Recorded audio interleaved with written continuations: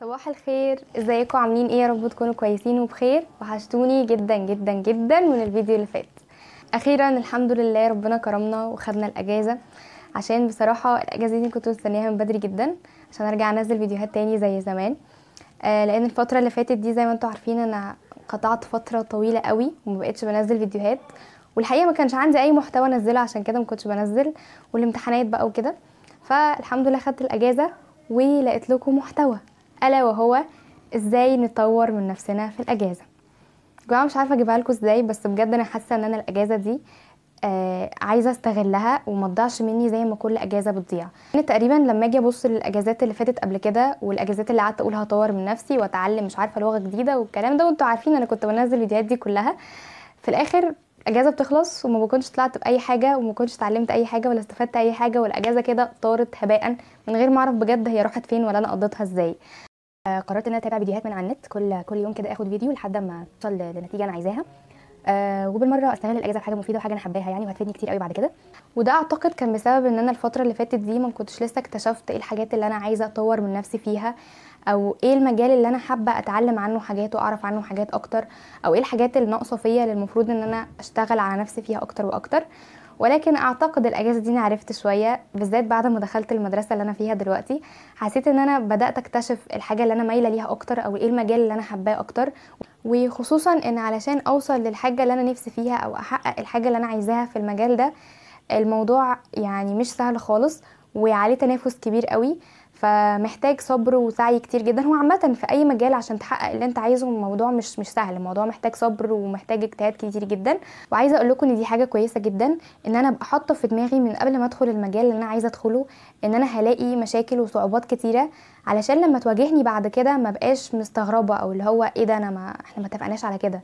لا، ابقى عارفه ان انا فعلا هتقابلني مشاكل وحاجات كتير، وابقى عامله حسابي بمعنى اصح ان انا المفروض اجتهد واسعى في الحاجه اللي انا عايزه اعملها. وبمناسبه الاجتهاد وان دي فتره امتحانات تالتة اعدادي وكده، عايزه اقول لكم ان زي الايام دي السنه اللي فاتت كنت بمتحن امتحانات تالتة اعدادي، وكانت اقصى طموحاتي ان انا اجيب مجموع عالي وادخل المدرسه اللي انا فيها دلوقتي. وفعلا حصل الحمد لله، ربنا كرمني ودخلت المدرسه اللي انا كان نفسي فيها وكان نفسي ادخلها من زمان. فعايزه اقول لكم ان انتوا لما تكونوا حاطين الحاجه في دماغكم وتكونوا بتسعوا ليها، ربنا ان شاء الله يكرمكم وهيحقق لكم اللي انتوا عايزينه. المهم نيجي بقى للفكره الاساسيه بتاعه الفيديو، وهو ازاي نخطط للاجازه او ما نضيعهاش من ايدينا. وهي ان احنا نعمل بلانر او مخطط للاسبوع. هو البلانر هتكون عامه حاجه بسيطه جدا، مش هتكون معقده. هو بس الموضوع لمجرد ان انا هكتب الحاجات اللي انا عايزه اطلع بيها من الاسبوع ده، علشان ما احسش ان الاسبوع ضاع مني كده على الفاضي. فزي ما قلت لكم البلانر دي مش هتكون معقده او فيها حاجات كتير، زي مثلا اننا نصحى بدري، لان دي حاجه انا عارفه ان انا مش هقدر اعملها ولا انتوا كمان هتقدروا تعملوها، لان احنا في اجازه فطبيعي هننام ونصحى براحتنا، يعني مش كمان في الاجازه هنصحى بدري.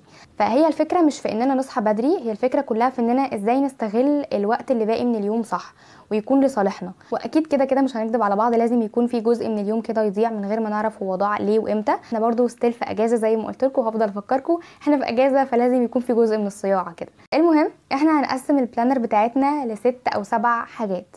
الست او 7 حاجات دول المفروض ان انا اعملهم على مدار الاسبوع، واقسم ال6 حاجات دول ل3 حاجات المفروض ان انا لازم اخلصهم. يعني حتى لو ما خلصتش ال6 حاجات دول يكفي ان انا اكون خلصت ال3 حاجات اللي هم اهم 3 حاجات المفروض اعملهم في الاسبوع، علشان ما احسش ان الاسبوع ضاع مني من غير ما اكون عملت اي حاجه مفيده ولا اي حاجه استفدت منها.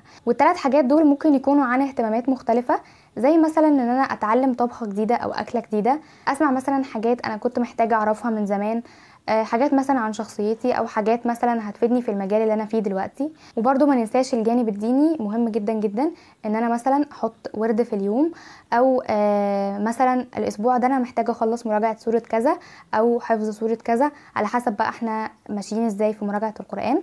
فحبيت انبهكم ليه علشان ما تنسوهوش. عايزه اكلمكم برده شويه في حاجه نقدر برده نستغل فيها اليوم، زي اننا مثلا ندور على شغل.